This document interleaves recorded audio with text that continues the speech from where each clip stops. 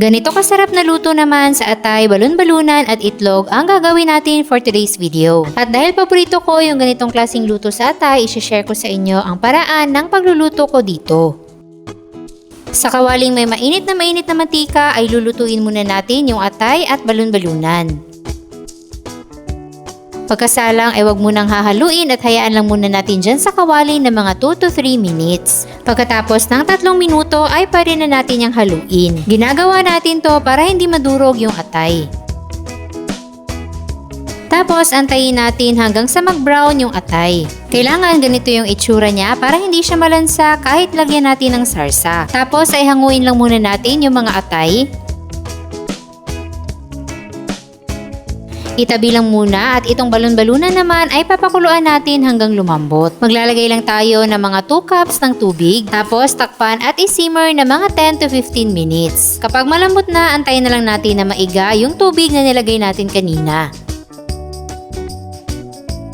Then, igilid lang muna natin para makapag-isa na tayo ng sibuyas.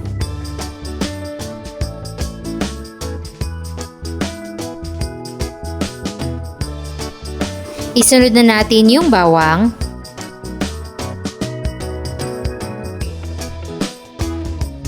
At igisa na kasama na yung balon-balunan.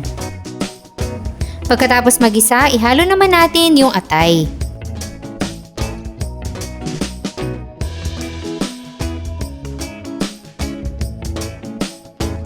Then, titimplahan na natin to ng 3 tablespoon ng toyo, 1 kutsarang oyster sauce, black pepper,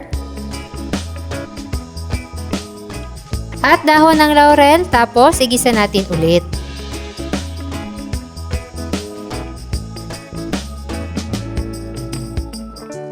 Pagkatapos magisa ay maglalagay na tayo ng tubig at aantayin natin tong kumulo. Maglalagay din tayo ng 1 tablespoon ng suka at wag muna itong hahaluin at hayaan lang mag-simmer. Kapag kumulo na itong mabuti ay maglalagay na tayo ng 1.5 kutsara ng brown sugar pampabalanse ng lasa. At kapag okay na ang timpla, maglalagay na tayo ng cornstarch slurry pampalapot ng ating sarsa.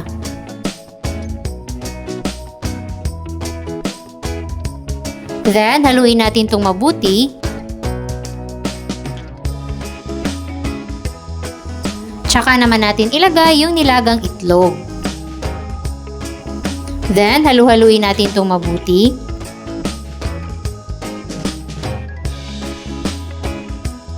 At huli natin ilalagay ang red bell peppers at syempre ang sili.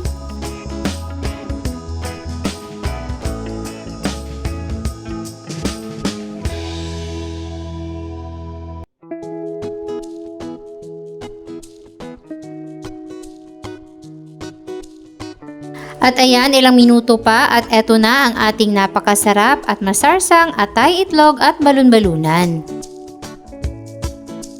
Eto rin yung paborito kong ino-order kapag kumakain kami sa mga karinderya. Kung gusto mo ring magluto nito, hanapin mo na lang dyan sa baba ang kompletong listahan ng ating mga sangkap.